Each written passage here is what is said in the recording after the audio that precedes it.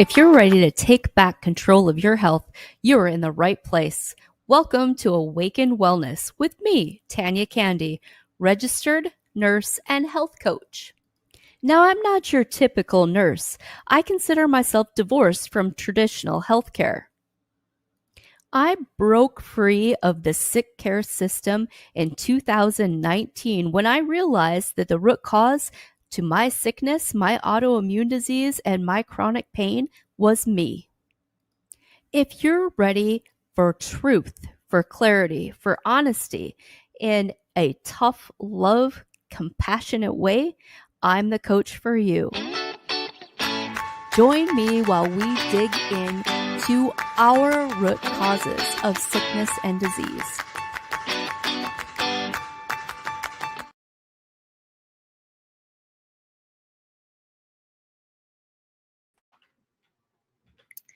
Hello, and welcome in on this chilly winter day. It's Nurse Tanya from Awaken Wellness, and we are doing open office hours today. So, yeah, I suppose I better leave the reading glasses on if I'm going to be able to read your comments. So, I am streaming from StreamYard, but I should be able to see your comments. So when you jump on, I want to know you're there. I want to say hey as you come in, right? So we are talking today. The subject is your symptoms, decoding your symptoms. So my little explanation of symptoms in your body is your symptoms are like your body expressing itself, right? Your symptoms are your body's way of getting your attention, your body's way of communicating. And we need to remember what that is all about. So we are going to do a little quiz. Get a pencil ready. So you don't have to, I'm going to be reading through those quiz items really fast. So you don't have to like write them down. You can just put tally marks, right? It might not hurt to kind of put the category and then tally marks. So you kind of just want to keep track of how many of those tally marks you're coming up with. So get prepared. Grab a pen or grab a piece of paper so you're ready to go with that quiz. Symptoms, headache, digestive issues, brain fog, all those things are ways that your body is trying to get your attention.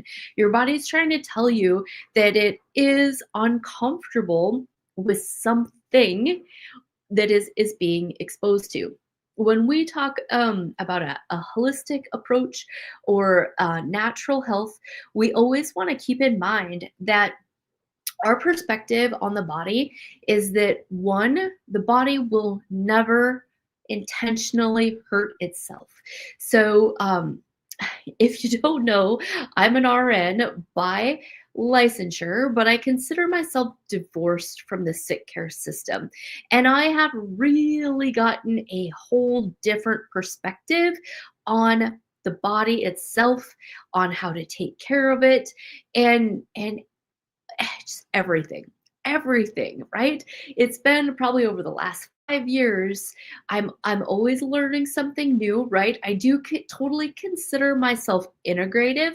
So there's a time and a place, and there are totally miracles that can happen under allopathic medical care. I'm not discrediting that by any means, especially when you're talking about emergent or trauma issues, right? So, like when I say that, I am divorced from the sick care system. I am divorced from treating chronic illness the way that sick care system treats chronic illness, right? So, our perspective, my perspective is that your body is designed to heal. You were created to heal when it is exposed to the right conditions, right? as well as that chronic sickness comes from the environment. It comes, the body is only a product of the environment that you, as the owner of the body, as like the sole proprietor, has exposed it to. So holistically, we have to take responsibility for what we're doing. So, autoimmune disease, right? The body will never attack itself. That is a complete, excuse my French, bullshit definition of disease. The body is not attacking itself. The body is desperately trying to protect itself from something that should not be in there, right? It's not trying to hurt itself. That is not how the good Lord designed you or me or anyone else, right? So we have to put our detective hat on. We have to try to figure out what is inside our body that our body does not want in there, that it is having an immune response against, trying to figure out how to heal itself, like the thyroid. I've got the Hashimoto's thyroid issue. My body is not attacking my thyroid. It is trying to clean the Epstein-Barr virus out of my thyroid, right? So, when we get our body in balance, when we remove some other stressors, parasite, toxins, heavy metals, candida, mold, all the things, when we pull those roots out of the body, the immune system, the burden becomes way less so that it can deal with these other things that are autoimmune flared up. So another really big tie-in with the whole autoimmune thing is what we're eating, leaky gut. You can't separate those things either, because in order to heal the body, we have to heal the gut. At the very core, at the very least, we have to heal the gut. So we're always, always, always going back to that conversation. Um, let's see, looking at comments here. Mm, right? Okay, I don't see anything. So we're going to jump right into this system checklist, right? And you can get your pen and your paper ready. And the first category is going to be digestive tract, okay? So now the title on this quiz says if you have one or more of these symptoms, there is a very good chance that you have got some IgG food reactions or intolerances going on.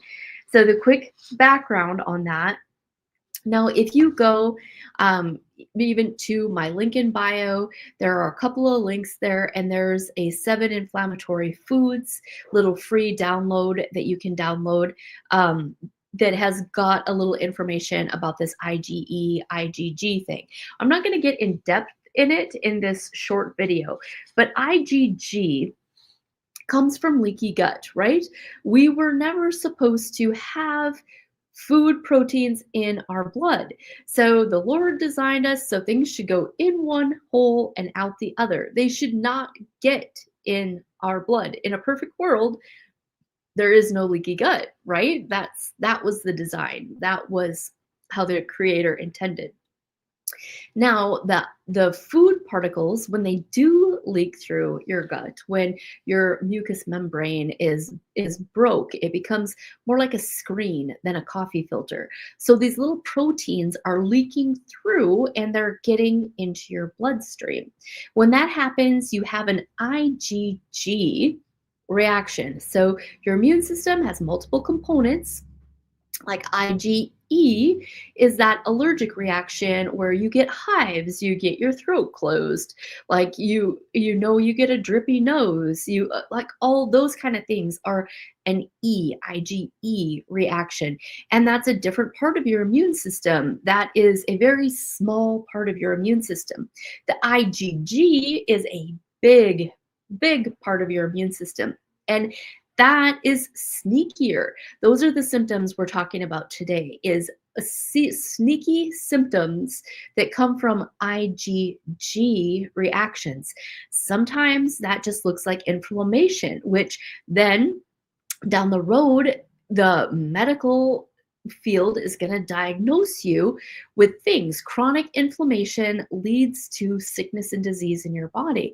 So things like arthritis are a chronic inflammatory autoimmune issue. Things like Hashimoto's thyroiditis, things like fibromyalgia, even sometimes your diabetes, type 1 diabetes, tends to be labeled autoimmune. So many autoimmune diagnoses. But what that means is your immune system is revved up. So, what is revving up your immune system? It all traces back to the food proteins getting into your blood, causing an inflammatory response. The inflammatory response is your body cleaning up these proteins all day, every day out of your bloodstream. And naturally, just like if you got a cut on your hand, the immune system comes in, there's an inflammatory response, it fixes the problem, lays down a scab, it lays down new tissue, and it goes away. The same thing is happening inside your body where you can't see it and you can't necessarily feel it or pinpoint it. Okay, so this is the symptoms. Again, it says even if you have one symptom, it might be worth getting your food sensitivities tested. And that is something I do here. I can send you a kit. You can come in and have it done. There's multiple ways. You can just poke your finger and do the kit at home, or you can draw blood so we can look at that IgE picture as well. Let's go. Here's the symptoms. Are you ready? Check off the boxes. Time for the pen. First one is digestive. Do you have belching, feeling, constipation, diarrhea, nauseous, passing gas, stomach pains, vomiting? So we're kind of thinking on a daily basis, right? Like not like once a week. I mean, maybe we need to look at that depending on how bad it is. These are kind of like daily drama, daily stuff, right? Next, your ears. Drainage from your ears, earaches, ear infection, hearing loss, itchy ears, ringing ears. What do you think? Anything on your tally mark in the ears? Now, emotions. Emotions, again, are your body's response. They are symptoms, right? Emotions, aggressiveness, anxiety, fear, depression, irritability, anger, mood swings, nervousness. Anything there on your list that is on a daily basis disrupting your life. Energy and activity is the next category. Apathy, fatigue, hyperactivity, lethargy, restlessness, sluggishness are those things that you're dealing with. Now, how about your eyes? Under eyes, we have blurred vision, dark circles, itchy eyes, sticky eyelids, swollen eyes, watery eyes. Do you have any of those symptoms? Now, how about your head? Dizziness, faintness, headaches, insomnia, or lightheadedness. Any check marks there? Joints and muscles. Do you have muscle aches, arthritis, feeling weakness, limited movement, pain in your joints, stiffness? Any check marks? Right. Yes, you do. Yes. Aches and pains for sure. It's not just an aging thing. We can't blow that off. We can't take that lightly.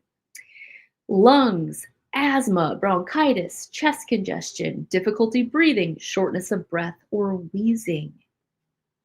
Anything there? The next is the mind, right? Oh man, this is a big one with these IgG food issues. Confusion, learning disabilities, poor concentration, poor memory, stuttering, or stammering. Anything there on your list? The mouth, the throat, canker sores, chronic coughing, gagging, clearing your throat, sore throat, swollen tongue, lips, or gums. The next is your nose, excessive mucus, hay fever, sinus problems, sneezing attack, stuffy nose. Gosh, who doesn't have something on that list, right? Your skin, acne, dermatitis, eczema, excessive sweating, flushing or hot flashes, hair loss, hives, rashes, itching. Skin is a big one. The skin is a major drainage organ. And when you suffer with constipation or other digestive things, it shows up in your skin. It's a bacterial issue, a food insensitivity. How about weight, binge eating, compulsive eating, cravings, excessive weight, underweight, water retention?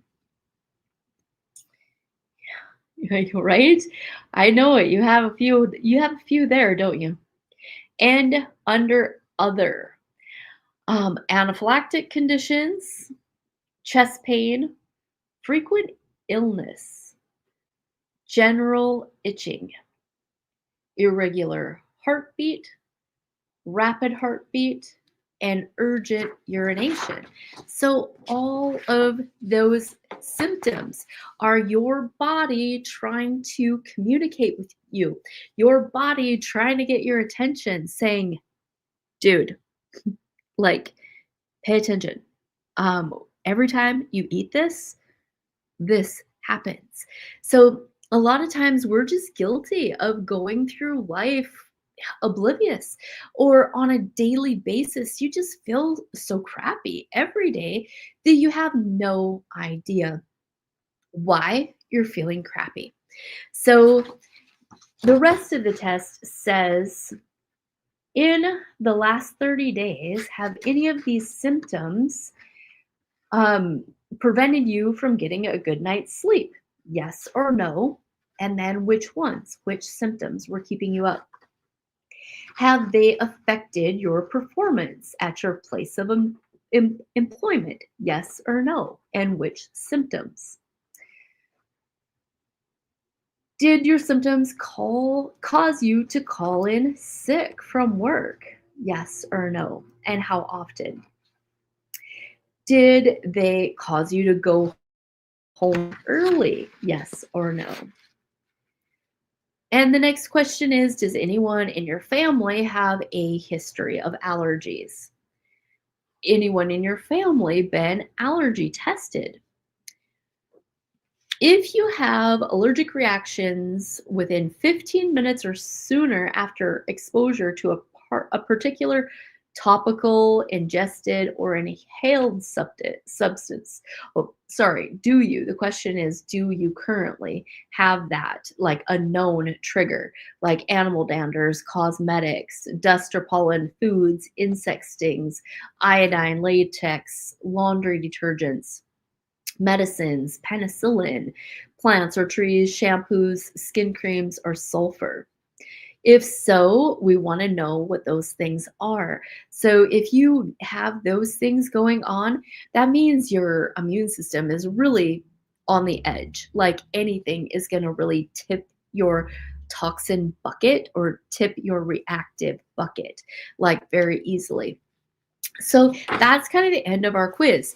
And the solution to that, one of the really easy things that you can do to start to try to figure out what foods, this is primarily about foods, to try to start figuring out what foods might really be negatively affecting you, you can start with our simple seven. The simple seven are seven foods or food groups that you're going to eliminate for 30 days. It's better if you can do it even longer, but at a minimum, 30 days, like a hard 30. So the 7 are, get ready. If you still got your pencil, I'm gonna rattle them off.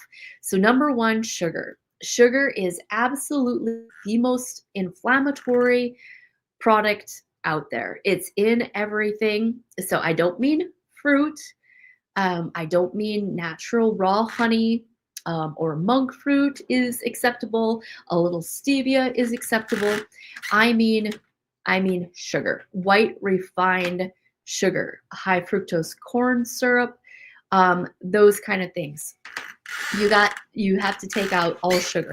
And technically, when we test for allergies, we don't test to see if you're allergic to sugar. It is just detrimental to your immune system. Like sugar actually blocks the the your immune system. It actually like just totally trips it up. So the good parts of your immune system are being handcuffed, are being blocked, right? So y- we just got to get rid of the sugar. And that has got to be longer for 30 days, friends. Like, that's got to be a lifestyle where you're at least 80-20 with the sugar. 80% of the time, no. 20% of the time, you might splurge, right? So, sugar, number one. I know nobody wants to hear it, but everybody knows, you know. I'm not telling you anything new. I know that sugar is definitely not making you well, right? The next thing is going to be gluten. If you can go deeper, I would challenge you to do completely grain free for 30 days. It kind of getting over to that whole 30. They're a grain free 30-day program.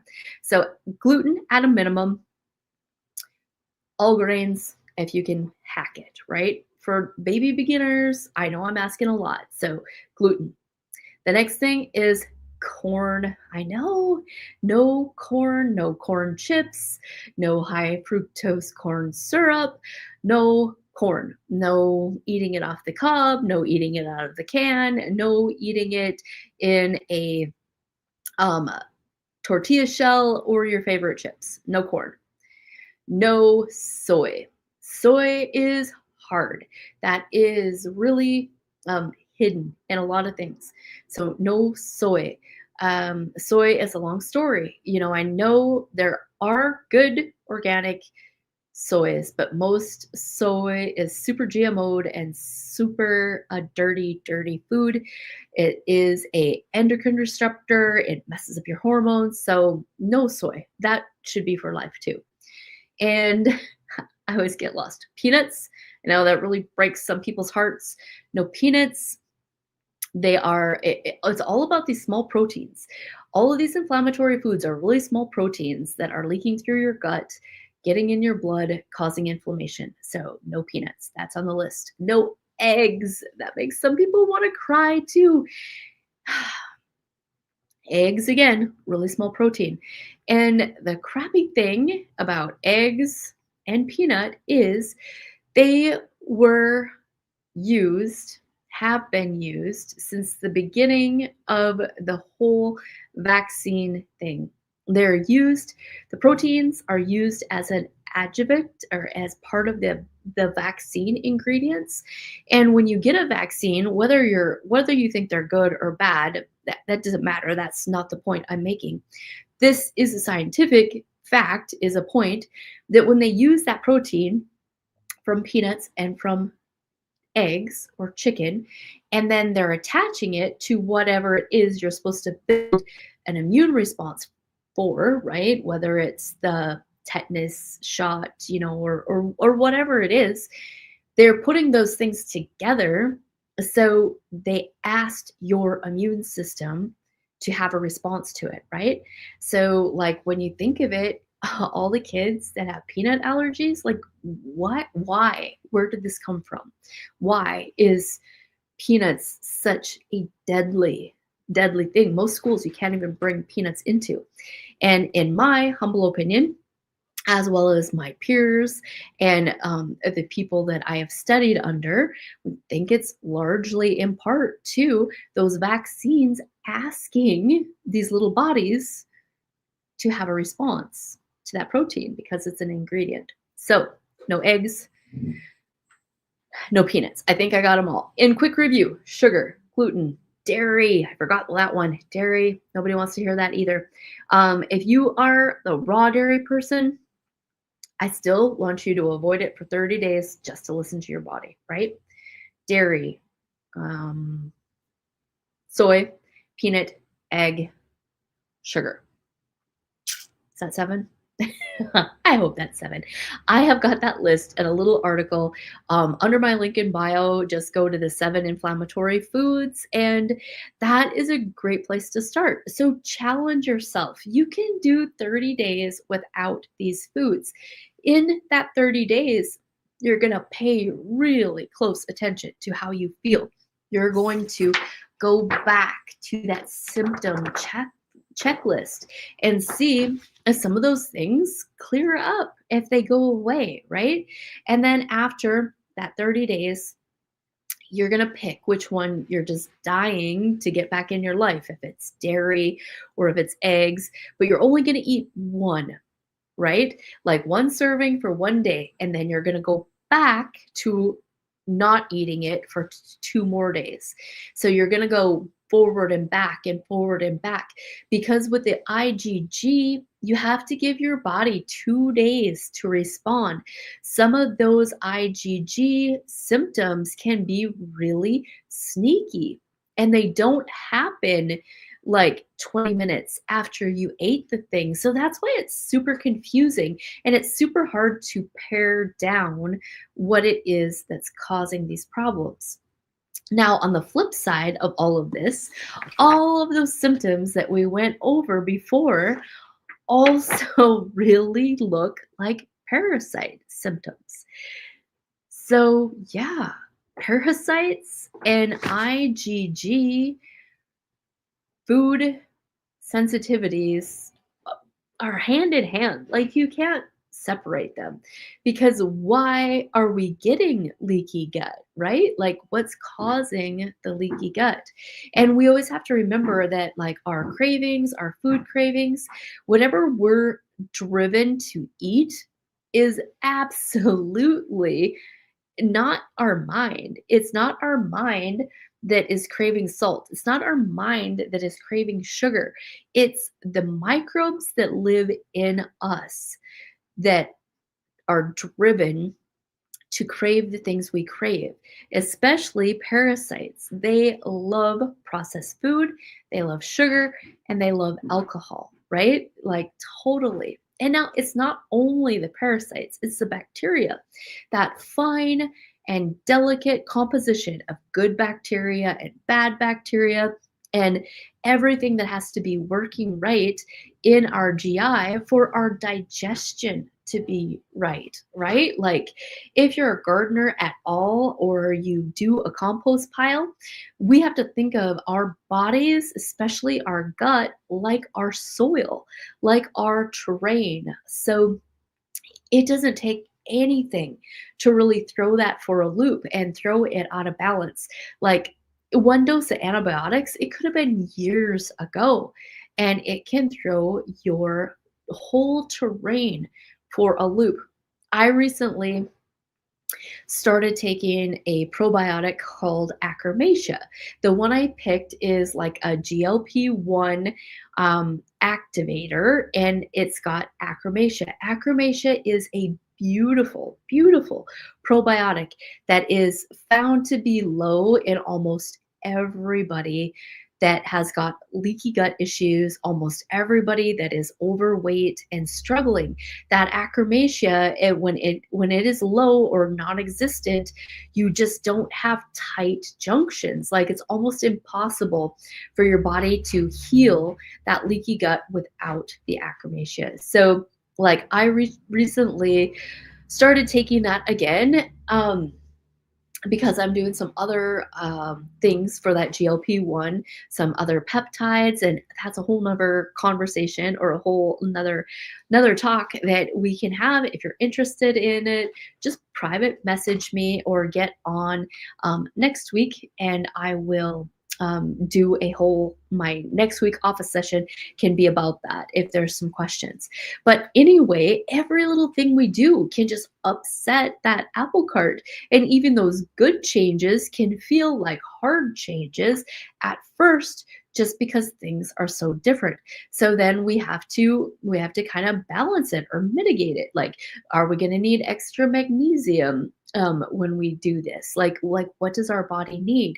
And that's where my bioenergetic testing is so beneficial. We do that on an energetic level so we can see what's going on with the body, like right here and right now. And we can retest and retest and retest without much difficulty. I also love functional tests. So, this food IgG test that is considered a functional lab. Another one I love is a stool test. I love that home stool test kit.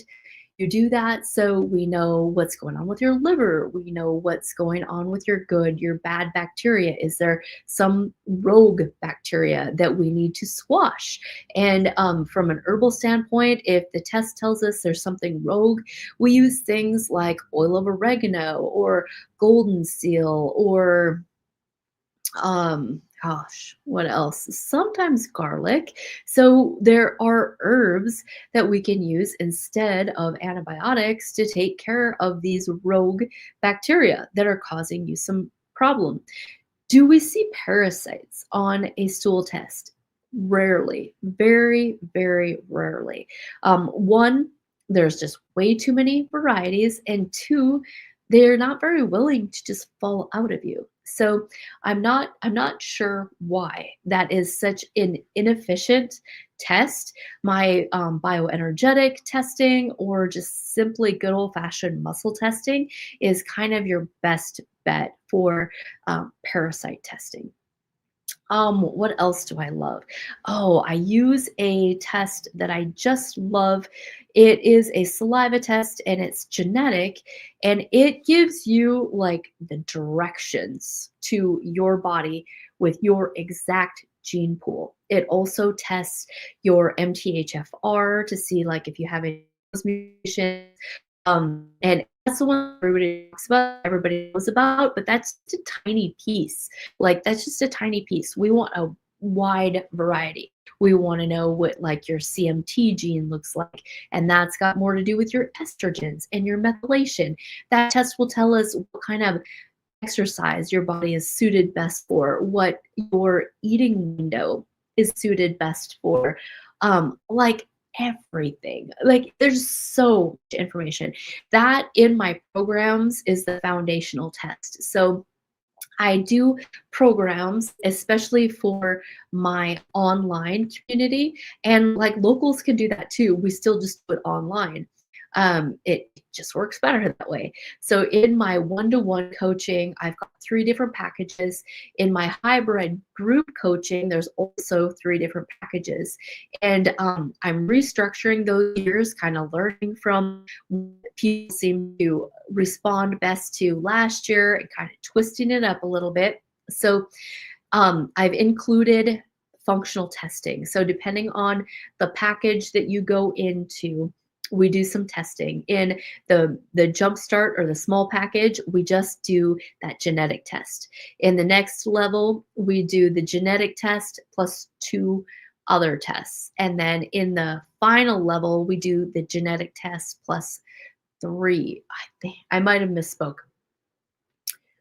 Hmm, I can't remember. We'll have to go on our website and look. I can't remember how I have that structured. The genetic test, we never have to retest. But when we do like a urine test, when we're looking for our toxin load or our mold load, or even organic oats or your stool test or a Dutch. It all depends on what's going on with you.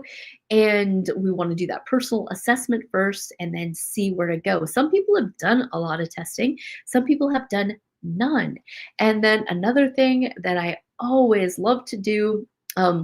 Many of my clients, they just haven't been to the doctor forever. So if they don't have a foundational blood work within the last 6 months, we like to do some blood work.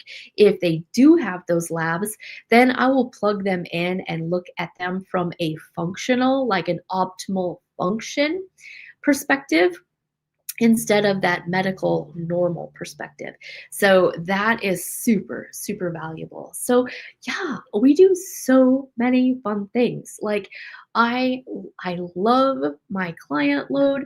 I love being able to take what I've learned as an RN and then now what I've unlearned and what I've relearned from a functional and holistic perspective and combine the two. It's like really the best of both worlds. I am like a bridge between the allopathic and the holistic. So I'm not overly like holistic woo woo flower child, you know what I mean when I say that. I'm still that realist. I'm still that nurse that really likes black and white, that likes tests, that likes to see things in front of me. And I love our functional tests because they're quantitative. Like especially like say the total toxin burden, we can do that. It's a urine test. You do it at home, super easy. Do that, and we see in black and white how much Roundup is in your body, how much plastic garbage is in your body. And then we work your detox. We work your detox. We work your detox. We work your detox, and we retest in about 9 months. So we can quantify that. Like, you get a grade, right? So like if it is unfortunate that sometimes when we if we just cold out of the gate do those urine tox levels, they don't look like much because we haven't mobilized the toxins out of your body, right? They're still stored in your fat tissues, they're still stored in your organs, so they don't fall into the pee cup, right? Then so sometimes it's just best to start the detox process for about 4 months and then do that test. Because when we're doing our fulvic and our humic and our detox process, then we're mobilizing this stuff. Like your body stores toxins in your cellulite, in your fat tissues, in your liver tissues, in your other fatty organs like your thyroid. Anywhere there's fat, your body wants to jam, tuck those toxins that it can't methylate, that it can't get out in your fat tissues. So sometimes it's best. You get more bang for your buck if you do the detox for 4 months, then do the toxicity level testing, the mold testing, all that, then get back on your detox path. And after another 6 months, retest. Then you really see what those results are, right? Like, you get that A or you get a B or you flunk out. Like then it's all on you and we can quantify those results. So I'm going to wrap this up. I look forward to meeting with you. If you would like my help, if you'd like to work together, either one on one, I have got room for a couple extra clients this season. So like, there's always somebody coming in, and there's always somebody going out. There's always somebody graduating and going into maintenance. So there's always room. We can always make room.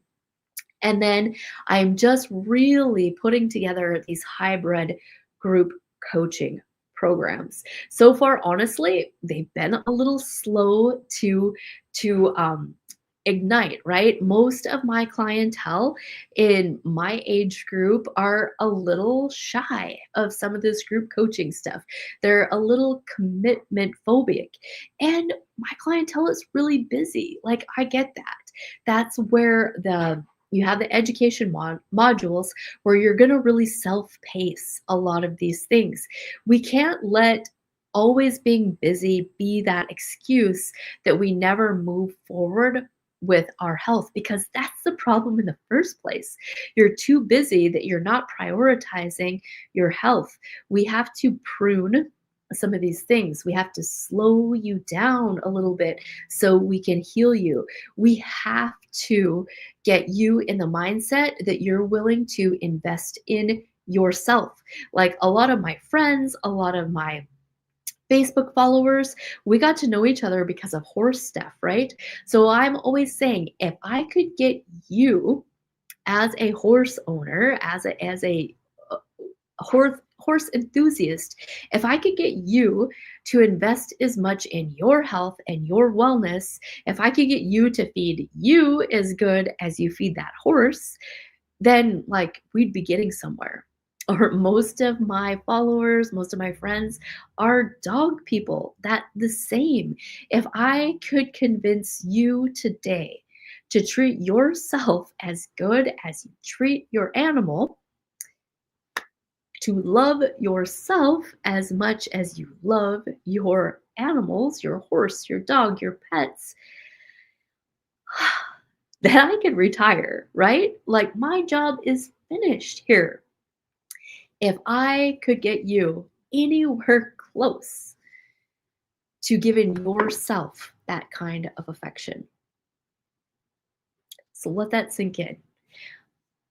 Going forward in 2025, I want you, you to be your number one priority and your biggest and best investment. You deserve health. You deserve all of that, right? You are spending money on all of your kids' activities, making sure they've got the right shoes, making sure they've got the right jeans. You have to redefine your self care. Like fake fingernails and fake eyelashes are not self care. That is a really, really poor definition of self-care. I mean, I love that you're doing it. I love that you care about yourself enough to do it, but that's not real self-care. That's not what your body needs from you, right? Your body needs to detox. Your body needs a good parasite cleanse so your mitochondria can once again support you with energy, right? Like our mitochondria are so taxed. We have no energy because our mitochondria is completely depleted because it's over here fighting pathogens, right? So there's no energy left over. We can get those things balanced for most of you with a 120-day commitment. The chronic, the chronically ill, you with fibromyalgia, you with autoimmune disease, you need to work with me for at least a year. But the general, busy, ambitious professional that just feels like shit, just has no energy, that we can do, friends, in around 120 days. So you know where to find me. Go to my link in bio, get yourself to my website, and take it from there. See you next week.